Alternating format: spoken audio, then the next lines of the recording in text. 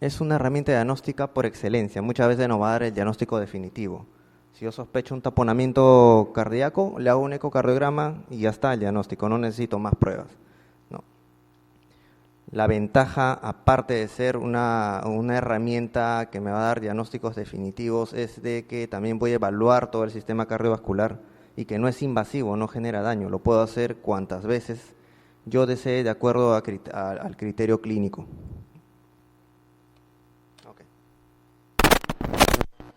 Okay. Fue descrito en el año 80 su empleo en emergencia. Básicamente se planteó que debe responder preguntas así puntuales en emergencia, ¿no? El paciente tiene taponamiento, está infartado, el paciente de repente está haciendo una miocarditis fulminante. No, todas esas preguntas yo planteo, tengo mi sospecha clínica y lo confirmo. No es, no es para hacer una evaluación completa de todo el sistema cardiovascular, sino más bien debo responder y sacarme rápidamente las dudas. En algunos lugares, bueno, no acá, pero en otros países tienen el ecocardiógrafo portátil, ¿no? Está a la mano fácilmente, lo emplean, se capacitan rápidamente y les es muy útil. En la emergencia, ¿qué debemos ver? Básicamente, ¿existe o no efusión pericárdica? ¿Hay repercusión hemodinámica? ¿La función sistólica cómo está? ¿El crecimiento de cavidades? ¿Cómo está el volumen intravascular? Y si es que voy a hacer algún procedimiento, pericardiocentesis, colocación de marcapasos, también me es útil. La ventaja es de que acá no voy a ser invasivo. Existen muchos métodos que se emplean para la valoración hemodinámica, como es el catéter Swan-Ganz, la arteria pulmonar, incluso el catéter venoso central. Pero eso es invasivo, ¿no? Tiene sus complicaciones. Esto no, lo puedo repetir cuantas veces sea necesario.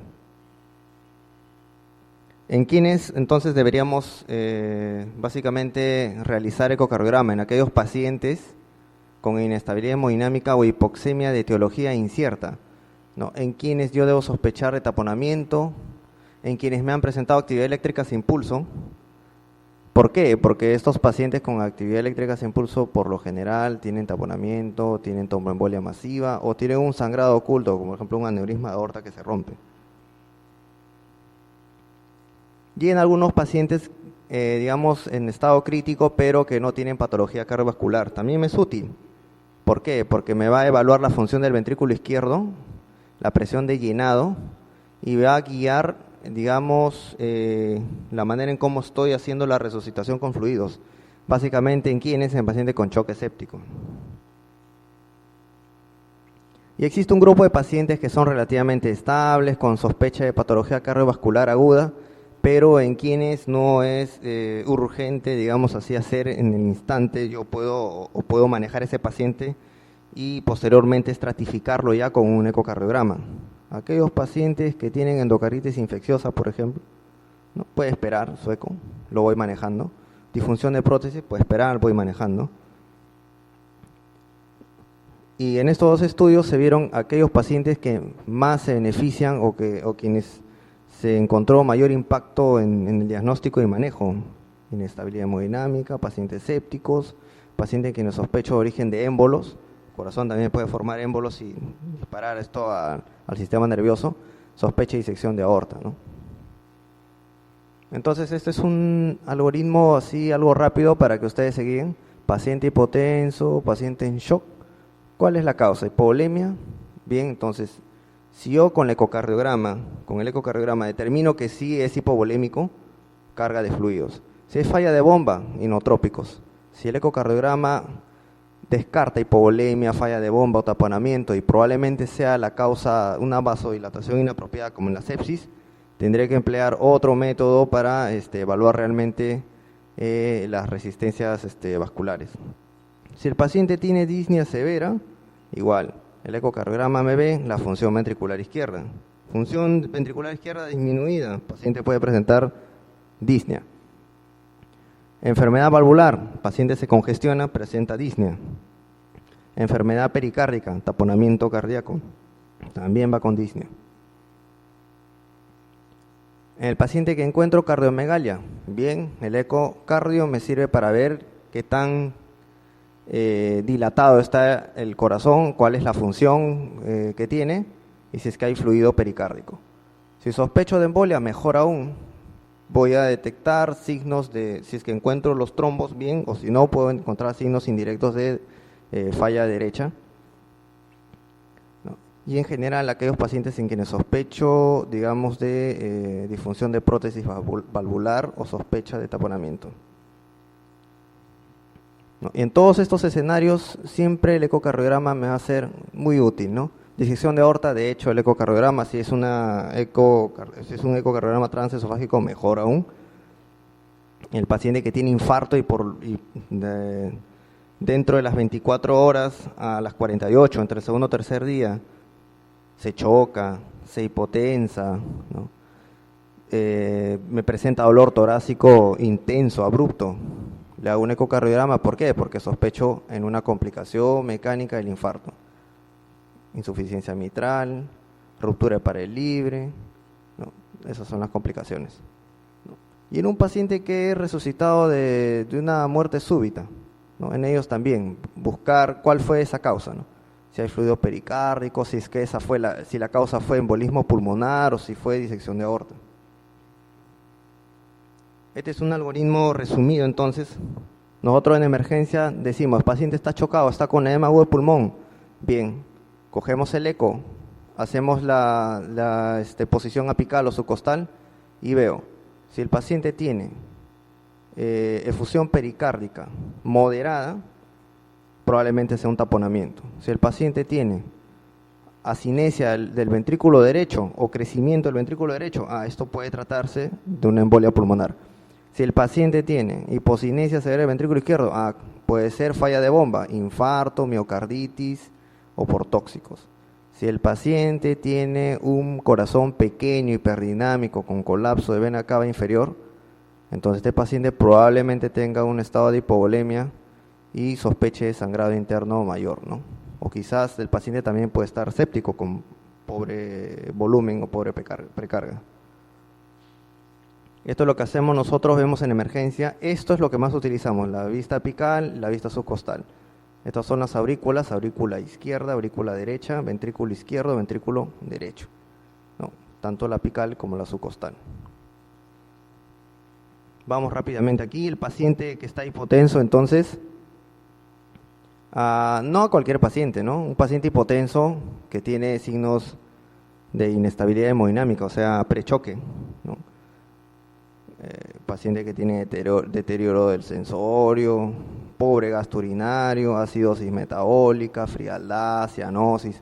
Todo esto de aquí, entonces, en un paciente que no encuentro la causa de ese deterioro hemodinámico, debería hacerle un ecocardiograma para poder aclarar mejor el diagnóstico. Pero no en esto, ¿no? Deshidratación, si yo veo que tiene sangrado, si veo que tiene anafilaxis, sobredosis de vasodilatadores, no es necesario, ya se sabe la causa. ¿Qué es lo que debemos ver? Si el paciente está hipotenso, no encuentro la causa, evalúo función ventricular izquierda, llenado ventricular izquierdo.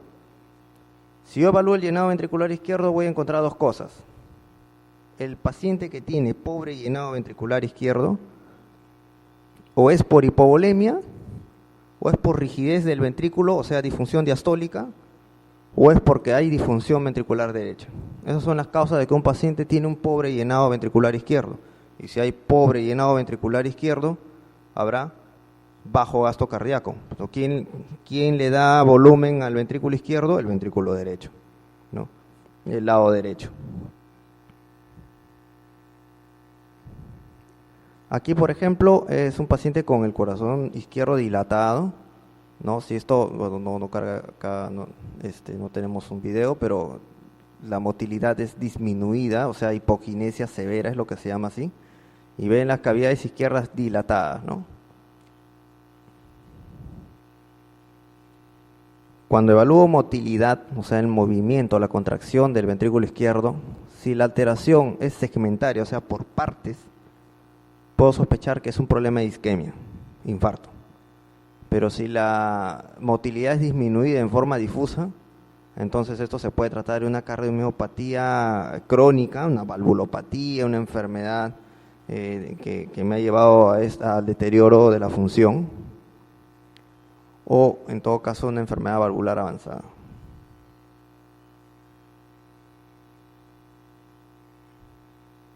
Cuando evaluamos el volumen, o sea, yo les hablaba de la evaluación de la presión de llenado del ventrículo izquierdo, que va a depender del volumen sanguíneo que le llega y va a depender de su distensibilidad. El volumen que llega al ventrículo izquierdo depende de cuánto volumen haya sido enviado del ventrículo derecho y depende de la compliance del ventrículo izquierdo para recibir ese volumen. Si es un ventrículo izquierdo restrictivo, no va a recibir el volumen adecuadamente, o sea, va a haber una disfunción diastólica, ¿no? Pero si el ventrículo izquierdo está bien, ¿no?, y por algún motivo el paciente tiene hipovolemia, sangrado, entonces, así el ventrículo izquierdo tenga una buena compliance, el volumen efectivo no va a ser el adecuado para que exista un buen gasto cardíaco. Entonces, ¿cómo evaluamos ese volumen, digamos, que va a llegar al ventrículo izquierdo? Usualmente nosotros evaluamos mediante un patrón que le llamamos un patrón de llenado mitral, donde sacamos dos picos, el E y el A, que es menor de 1. Si eso es menor de 1 y encontramos al paciente en emergencia, le falta volumen. No, pero no me parece, que no creo que sea, le falta volumen y eso no hay que dudar. Si el paciente tiene, digamos, colapso de la vena cava inferior, que lleva volumen, que lleva sangre, si colapsa más del 50% con la inspiración, entonces también a este paciente le falta volumen, le falta fluidos. Entonces la hipotensión es por eso. En este caso, si la relación EA es menos de 1, esta es la onda E, esta es la onda A, este es el Doppler mitral. En la válvula mitral ponemos ahí el Doppler pulsado. Y en este caso, si es menos de 1, hipovolemia. Si el cardiólogo o el intensivista nos informa, este paciente tiene una relación EA menos de 1, ya se le falta volumen. Si dice, no, el paciente tiene una relación EA más de 1, entonces es poco probable que sea hipovolemia. Entonces aquí hay una disfunción diastólica, el ventrículo está rígido, no recibe el volumen. Ventrículo rígido que no recibe volumen va a tener bajo gasto, ¿no? En este paciente, EA mayor de 1, no requiere fluidos. Este es un corazón del lado izquierdo. Miren, el diámetro es pequeño. Y acá en sístole más aún todavía, ¿no? Este paciente, digamos, tiene hipotensión por poco aporte de fluidos. Es pequeño. Y entonces concluimos con este algoritmo. EA menos de 1, carga de volumen. EA más de 1, la carga de volumen es cuestionable. Y si EA es mayor de 2, este paciente tiene un patrón recesivo, más bien tiene sobrecarga de volumen. Ahora, si el ventrículo izquierdo falla, también me produce hipotensión. ¿Por qué? Porque ustedes saben que hay una interdependencia de ventrículo izquierdo y ventrículo derecho. ¿Quién le da volumen al ventrículo izquierdo? El ventrículo derecho. Si falla el derecho, entonces tenemos bajo gasto, ¿no? ¿Cómo sé que hay falla de ventrículo derecho? Cuando está dilatado. Lo normal es que esto sea pequeño, el ventrículo derecho siempre es pequeño, pero está dilatado. No se contrae bien. La aurícula derecha está bien dilatada, está hipertrófica.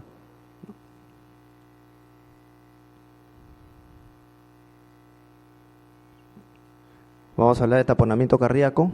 ¿Qué nos da el taponamiento cardíaco? Esto ya lo saben, ¿no? Hipotensión, pulso paradójico, un paciente viene con síncope, puede presentar disnea, acidosis metabólica.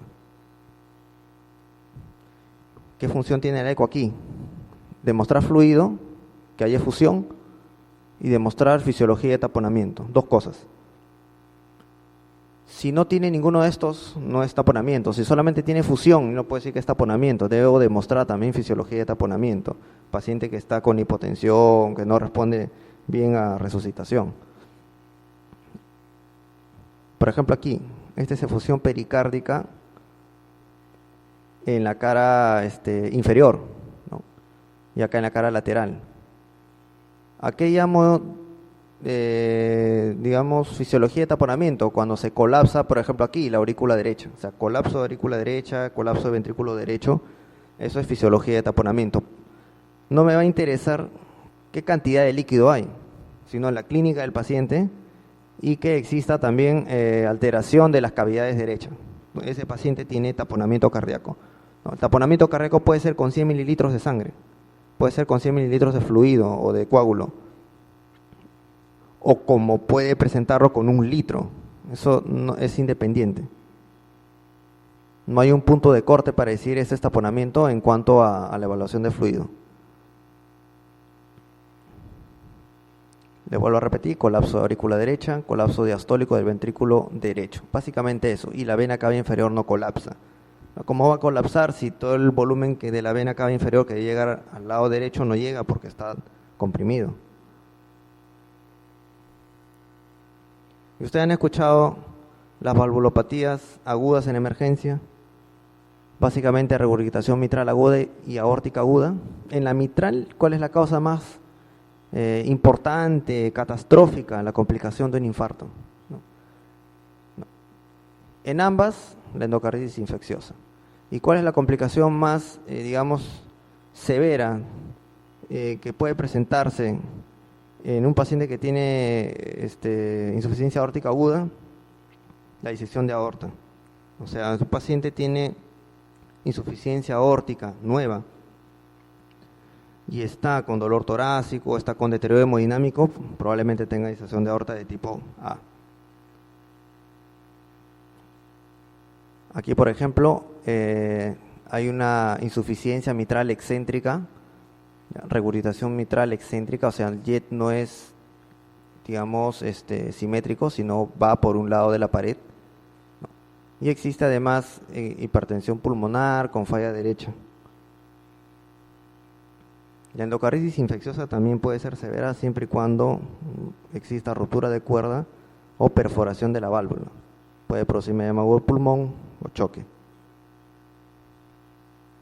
Esta es la vegetación que me explica que hay una endocarditis, ¿no?, por estafilococo en la válvula mitral, y acá la insuficiencia, ¿no? Se distorsiona todo el aparato valvular. Regurgitación aórtica severa con disección de aorta ascendente. La disección de aorta lo que me va a ocasionar es disrupción de todo el aparato valvular. Entonces, yo sospecho, paciente con dolor torácico intenso, lancinante, ¿no?, irradiado a la espalda y que tiene un soplo en foco aórtico de nueva aparición, entonces probablemente sea una disección de aorta. El paciente que tiene dolor torácico y sospecho de síndrome coronario agudo, yo le voy a hacer el ecocardiograma siempre y cuando el paciente tenga electro normal y tenga biomarcadores normales. Si ya se sabe que el diagnóstico de infarto se hace con curva enzimática, con electrocardiograma sugestivo de isquemia, ¿qué papel cumple acá el ecocardiograma? Únicamente cuando esto sea dudoso, ahí recién le haré el ecocardiograma, no es de primera elección. Pero será, digamos, de bastante impacto en el paciente que tiene un infarto y sospecho de complicación mecánica, en ese sí. Ahí el ecocardiograma es muy importante. Cuando sospecho de regurgitación mitral severa, es un paciente que estaba bien, estábamos pasando visita, está comiendo, ya estamos pensando ya en mandarlo a hospitalización porque está en cuidados intermedios, ¿no?, y de repente hace dolor torácico intenso, hipotensión marcada, palidez, deterioro del sensorio y se choca. De la nada aparentemente. Bueno, no era de la nada, era por regurgitación mitral, una insuficiencia mitral, una complicación del infarto, ¿no? Por ejemplo acá, esta es una insuficiencia mitral porque se rompió la cuerda tendínea, es la que da el soporte a la válvula mitral, pero como está infartado, se rompe. Y cuando se rompe, se ocasiona toda esta insuficiencia mitral. Como es aguda, el paciente presenta edema agudo del pulmón. Todo el volumen del ventrículo va hacia la aurícula. ¿Y de la aurícula hacia dónde retrocede? A los pulmones, se congestiona. Igual acá, otra complicación, ruptura de septum interventricular. Igual, toda la sangre que hay del lado izquierdo, como tiene mayor presión, va al lado derecho. Se dilata el ventrículo, se dilata la aurícula porque le produce insuficiencia tricuspidia y genera hipertensión pulmonar. Acá está, esa solución de continuidad. Le pongo el Doppler y veo el flujo de izquierda a derecha. Y esta es peor, la ruptura de pared libre, que también deberíamos nosotros sospechar en un paciente. Bueno, si es agudo, ya no vamos a sospechar porque ese paciente te hace muerte súbita. Pero bueno, le hacen la autopsia, pueden encontrar ahí hemopericardio masivo. Pero si es subaguda, o sea, la presentación fue, digamos, lenta, el paciente en más de 48 horas evolucionó. Va a ser hipotensión, shock y dolor torácico. Es un dolor torácico intenso. Y vemos acá, se le hace el ecocardiograma y se encuentra un trombo, ¿no? ¿Qué pasó? Se rompió, se formó el trombo y lo tapó. O sea, el trombo está tapando la solución de continuidad de la pared del ventrículo. Si ese paciente tose, se rompe el trombo y se choca y hace muerte súbita. Son pacientes que deben ser operados de emergencia. Aquí igual, este es un pseudoaneurisma porque acá hay un trombo que lo está ocluyendo, ¿no? Y se forma un saco, gracias al trombo y al pericardio. En diástole no pasa nada, pero en sístole la sangre va y lo llena más. Si ese paciente hace valsalva, digamos, tose, puja, esto se puede romper y hace shock cardiogénico. El paciente que hace infarto apical, por ejemplo, puede formar un trombo como complicación. El eco acá me lo está mostrando claramente, ¿no? Se forma un aneurisma apical, el septum está todo adelgazado y se forma un trombo. Bueno, ¿cuál es la importancia de esto? Que esto, como está en el ventrículo izquierdo, puede disparar a todo el territorio arterial. Cerebro, riñón, mesenterio, vasos periféricos, ¿no? Y hace isquemia. Eso ya los mencioné, el síndrome aórtico agudo. Lo importante de ver es esto, que hay un lumen falso. Este es el lumen falso y este es el lumen verdadero. El lumen falso está estancado, con sangre, puede haber coágulos. No hay un flujo continuo como si hay en el lumen verdadero. Esa es la diferencia. Diagnóstico con ecocardio. Transesofágico mucho mejor, pero si no tengo esto, puedo sospechar de una disección de aorta tipo A, o sea que es la de la aorta ascendente, es la proximal, ¿no? Y esas son las que se operan, ¿no? Entonces, en este caso, tiene mucha importancia hacer un ecocardiograma, ¿no? Te va a sacar de la duda diagnóstica y el paciente inmediatamente va a cirugía de emergencia. El tromboembolismo pulmonar masivo, que produce falla derecha, compromiso hemodinámico, el paciente se choca. El paciente puede venir desde un síncope hasta un paro. Ese es el tromboembolismo pulmonar masivo, ¿no? A veces estamos reanimando en la emergencia y no sabemos qué es, ¿no? Viene en paro, no sabemos, el paro tiene muchas causas, ¿no? Pero si por ahí alguien viene con su eco, el paciente de alguna manera se estabiliza, cogemos el ecocardiograma y encontramos esto, probablemente sea tromboembolismo pulmonar. Hay que anticoagular y todo eso, el manejo. Trombos en rama pulmonar derecha, tromboembolia pulmonar. Los pacientes que vamos a cardiovertir, que tienen fibrilación auricular en la emergencia, todos quieren hacerle un ecocardiograma transesofágico porque quieren ver si es que hay trombo o no. En un paciente que tiene fibrilación auricular y tiene trombo, no lo puedo cardiovertir, ¿no? Peor, tengo que anticoagularlo y después le hago la cardioversión. Como dice este algoritmo, esta última guía, ¿no? Transesofágico, si hay trombo, caballero nomás, tengo que anticoagular. Pero si no hay trombo, le pongo heparina y lo cardiovierto. Pero como no tenemos esto, muchas veces no lo hacemos en emergencia y optamos por este otro camino, ¿no? Lo anticoagulamos 3 semanas, le damos sus fármacos para controlar la frecuencia y de ahí lo cardiovertimos. Pero bueno, Si tuviéramos eso, encontraríamos este trombo en el apéndice auricular izquierdo, ¿no? Que me indica que este paciente potencialmente me puede hacer un stroke. Entonces no debo cardiovertir, lo anticoagulo y espero. Los pacientes que estoy haciendo resucitación, como les vuelvo a repetir, ¿en quiénes debo hacer eco? Cuando sospecho de taponamiento, cuando sospecho de tromboembolia, pacientes con hipovolemia o aquellos que tengo neumotoras de tensión, pero el diagnóstico no es claro. Por ejemplo, en aquel paciente que debería tomarle una placa de tórax, la placa no lo vas a tener inmediatamente, ¿no? Va a demorar. Y es un paciente que has estado reanimando, ¿no?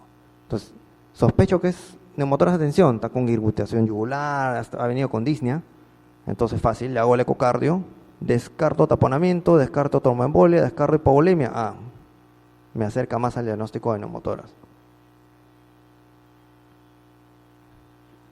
Este es un algoritmo, ya para terminar.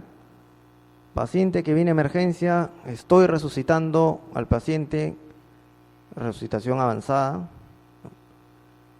Alguien consigue el eco, yo sigo resucitando a ese paciente. Continúa con la resucitación, haciendo el ACLS, ya va colocando el transductor en posición subcostal, que es la más fácil, la que todos conocen. Sigue acá el reanimador y por ahí se cansa, dice, no, en 5 segundos vamos a descansar para que el otro emergenciólogo haga el examen de ecocardiograma. Y tiene que ser rápido, tiene que hacerlo en 10 segundos por lo menos. ¿Hay efusión pericárdica? No. ¿Hay disfunción ventrículo derecho o dilatación del ventrículo derecho? No. ¿Hay disfunción del ventrículo izquierdo? ¿Sí o no? Bueno, no hay. Descartando esto, ayuda mucho al que está reanimando poder tomar sus decisiones terapéuticas. ¿Por qué? Porque si hay difusión pericárdica, ok, taponamiento. Si hay dilatación del ventrículo derecho con hipocinesia, ok, tromboembolia pulmonar. ¿Qué vamos a hacer? Anticoagulamos. Fibrinolisis. Si hay taponamiento, ¿qué vamos a hacer? Pericardiocentesis. Si el paciente tiene un ventrículo izquierdo con una disfunción severa, bueno, ¿qué ha sucedido? El paciente tiene falla ventricular izquierda que la ha llevado a un paro. Ok, tendremos que iniciar inotrópicos. O si el paciente tiene un ventrículo izquierdo pequeño, hiperdinámico, ese paciente está con hipovolemia, le falta fluidos. ¿La causa del paro cuál fue? Fluidos. Entonces todo esto nos ayuda bastante en forma rápida, ¿no? Y tiene impacto en cuanto al manejo. Esa es la importancia del uso del ecocardiograma en la emergencia.